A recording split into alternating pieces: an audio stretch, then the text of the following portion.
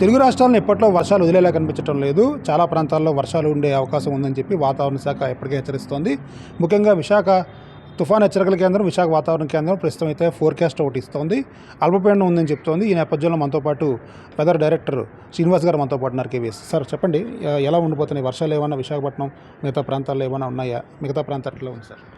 ఇప్పుడైతే ఉత్తరాంధ్ర కానీ విశాఖపట్నం కానీ అయితే పెద్దగా అయితే వర్షాలు అయితే మనం ప్రెడిక్ట్ చేయటం లేదు.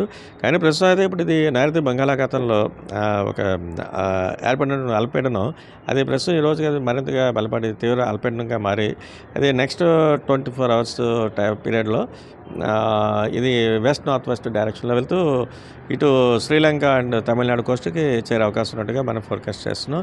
దీని ప్రభావం మనకైతే మన వరకు చూసుకుంటే ఈ దక్షిణ కోస్తాలోని కొన్ని జిల్లాలకి, అలాగే రాయలసీమలో మరికొన్ని జిల్లాలకి దీని ప్రభావం కొంచెం కొంతమేర ఉండే అవకాశం ఉంది. రేపటికైతే దక్షిణ కోస్తాలో ఉన్నట్టు నెల్లూరు, తిరుపతి ఆ జిల్లాలకి, అలాగే నెక్స్ట్ ఎల్లుండి వరకు చూస్తే దక్షిణ కోస్తా రాయలసీమలో ఉన్నటువంటి నెల్లూరు, తిరుపతి, అన్నమయ్య, చిత్తూరు, సత్యసాయి ఈ 5 జిల్లాలు కూడా ఎల్లుండికి అయితే 1-2 చోట్ల భారీ వర్ష సూచన అయితే మనం అయితే చెప్తున్నాం. ఇది ఉత్తరాంధ్ర వరకు చూస్తే చాలా వరకు తక్కువగానే స్వల్పంగానే ఉంటుంది. ఏదో 1-2 చోట్ల చిన్న చిన్న జల్లులు వచ్చే ఛాన్సెస్ అయితే ఉన్నాయి.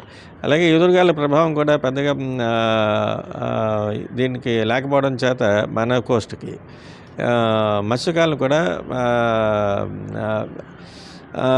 వేటకు వెళ్ళొద్దని మట్టుకు చెప్పటం లేదు. ఎటువంటి హెచ్చరికలు జారీ చేయలేదు. సార్, ఇప్పుడు రైతాంగం ఆల్రెడీ కొన్ని కోతలు అయితే చాలా ప్రాంతాల్లో అయిపోయినాయి సార్.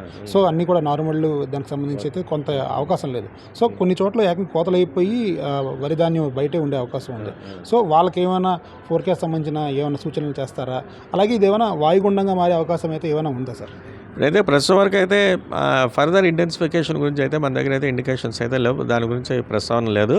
అలాగే ఇప్పుడు వచ్చే వర్షాలు కూడా they are confine to Nellore, Tirupati, Chittoor ఆ జిల్లాలకి. మిగతా ప్రాంతాలకి పెద్దగా ఎక్కువ దీని ప్రభావం ఉండదు. అందుచేత మిగతా రైతాంగం అంతా కూడా వాళ్ళ పనులు వాళ్ళు చేసుకోవచ్చు.